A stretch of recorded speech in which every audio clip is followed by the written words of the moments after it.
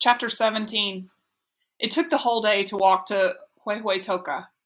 They left Lecheria behind and followed the train tracks littered with plastic bags and scraps of clothes through empty grasslands, then villages and farms. What started out as a nice warm day turned to light rain in the afternoon. Still they kept walking. Tired, Jaime dragged his feet, not paying attention to where he was going except that it was north. Always north. A few times a plastic bottle lined the tracks and he or Joaquin would kick it out of the way for something to break up the endless walking. A single tennis shoe lay on its side near the steel rail. Jaime swung his leg and gave the shoe a forceful punt. The shoe was a lot heavier than he expected, and not just because it was waterlogged. It only traveled over the rail before rolling down the slope. When it stopped, it exposed a brown and red mass with a pale rod protruding from inside the shoe. Jaime's stomach wrenched, and Xavi's arm flew out to stop the others from getting closer. Too late, everyone saw the mangled foot inside the shoe. Vita crept forward to give it a sniff before Xavi uttered a reprimanding hiss and she returned to his side. Not far from where the shoe had landed, two police officers with their backs toward them huddled around something in the tall grass near the tracks. Xavi motioned them off the tracks, skirting through the undergrowth and mud to avoid attention. The officers' voices carried, "Dead. El train. Se la comio." Jaime's stomach lurched some more. They were talking as if the train were alive, gobbling people up. "Do you want me to look for the rest of the pieces?" And spitting them back out. "No need. Stray dogs or birds will take care of him. But take a picture of the head to put up at the station in case anyone comes looking for him. They never do, though." Angela seized Jaime and Joaquin's arms and hauled them away before any of them caught sight of something else they didn't want to see. Xavi paused to make the sign of the cross before catching up with them. Jaime forced himself to take deep breaths. Ever since the news of Miguel, Jaime had thought death was the worst thing that could happen to a person, whether it was being beaten to death by people who had once been friends or suffocating in a soulless train. Jaime hated remembering how Miguel had looked in his coffin, his face distorted and grotesque. At least Jaime had been there, had known his cousin's face. But this unidentified person chopped to bits by the train, that was worse. He'd died by himself in a strange country, and his family would never know. As the day progressed, others joined them, a young couple, then a man whose face looked like it had been burned. A sign on a rundown building said they were in a small town of Huehuetoca, but rumor had it that the ideal place to get on the train was a few kilometers farther north. "Right here the tracks form a straight line and the train just zips by," said the man with the burned face. "Once clear of the town, the tracks curve, and that's where it slows down." Too tired to care, Jaime dragged his feet behind the others and let them figure things out.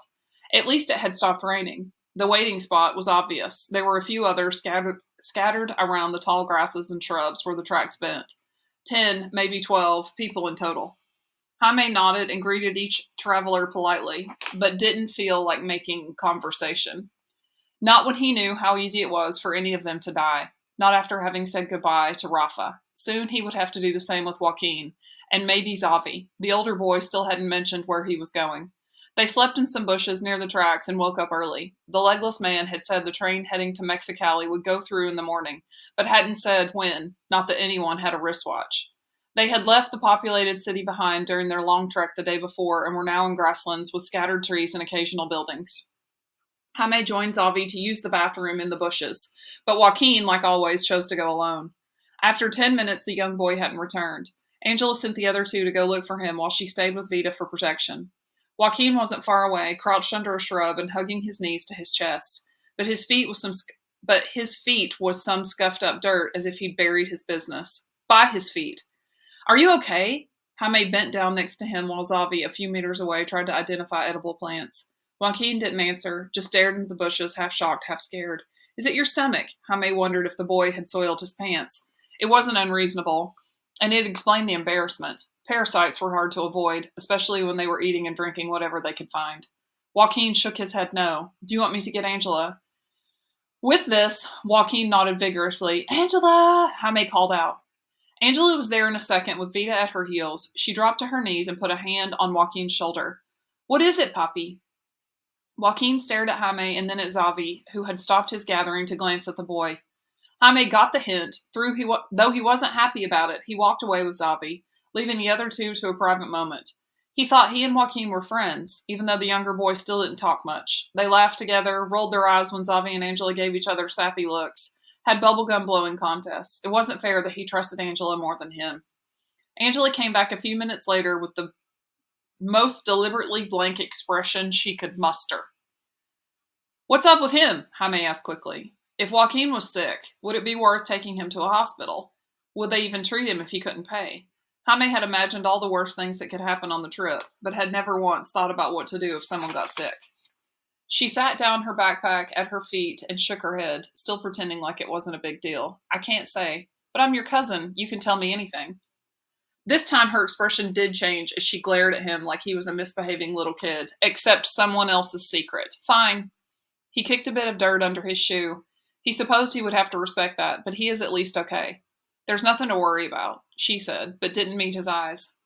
Joaquin emerged from the bushes a few minutes later, not looking at anyone. In his hands were some long grasses he was weaving together with extreme concentration. In other words, he didn't want to be bothered. Jaime sighed and told him at least Joaquin didn't look any different. They breakfasted in silence on the cracked raw eggs they'd gotten from the mercado, a few leaves Zavi promised weren't poisonous, and an overripe papaya that they divided. Their food stores had dwindled to a couple of fruits and a few broken bits of tortilla they'd slathered with lard. In his backpack, Jaime saved the water bottle and Torron he'd bought.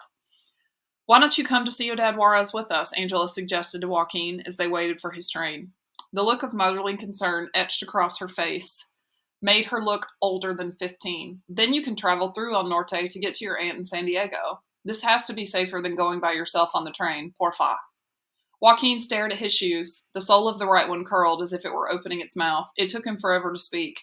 This is the way I know, the way I promised to keep going. Claro. Angela understood. But staying together will make it easier to keep going. You can trust us. We'll help you no matter what. Zavi looked at the boy in concern. He didn't seem to know Joaquin's secret either. Joaquin started crying. Yes, but that way there's a river and I can't swim. Besides, I understand things here. I speak the language. I don't know the national anthem in El Norte. Joaquin looked around the bushes where litter had been thrown and then at the train tracks. I know how to survive here. Angela took him into her arms and rocked him until he stopped crying. You'll learn to survive there too. Don't you worry, cariño.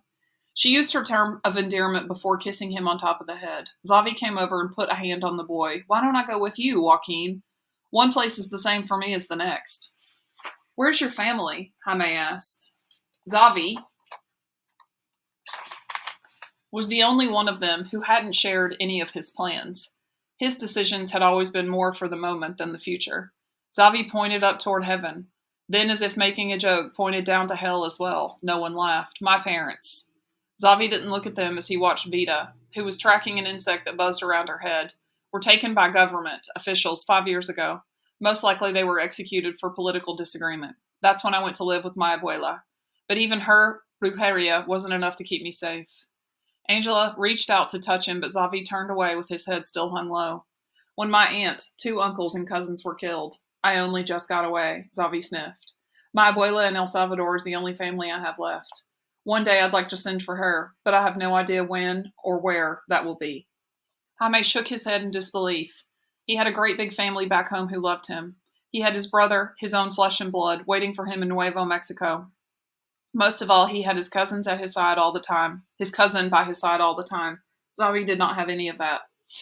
Pues, you should go with them. They can be your family, Joaquin said in his soft voice, looking up from Angela's arms with red but determined eyes. Someone needs to take care of Angela. Hey, Jaime exclaimed. He might not have been big and muscular like Zavi, but he could take care of his cousin. Except, maybe not. Not if they were attacked by gangs. Not if some thugs forced her to be their girlfriend. Maybe Joaquin was right, but couldn't take care of her, just like he couldn't take care of Miguel. But at least he'd die trying. I think you need Zavi yourself. You shouldn't be alone. Trains aren't safe for girls, Joaquin choked when he said this. They're just as dangerous for you. Angela gave him a stern look. Joaquin turned away. What was the secret they weren't sharing? Do you want to take Vida? Zavi asked. The dog tilted her head and looked between them as if trying to understand why they were talking about her. Joaquin just shook his head no. She's your dog. Yours and Angela's. I don't want anything to happen to her. I made it to Arriaga on my own. I can do this. Something other than stubbornness lined Joaquin's face. Fear? Worry? We can do this, Zavi corrected. Zavi, please. Joaquin's eyes shifted to Angela. I don't want this trip to take another mama. His mama. The realization hit Jaime like a coconut landing on his head. No wonder the boy clung to Angela. Why he was so worried about her. Had he witnessed his mamma's death? Witnessed and not been able to do anything about it. Imagining Miguel's death was hard enough. Actually seeing it probably would have killed Jaime. A new admiration filled Jaime for the boy with the extra large shirt and bad haircut. Xavi looked between Joaquin and Angela, as if debating what he wanted to do and what he should do.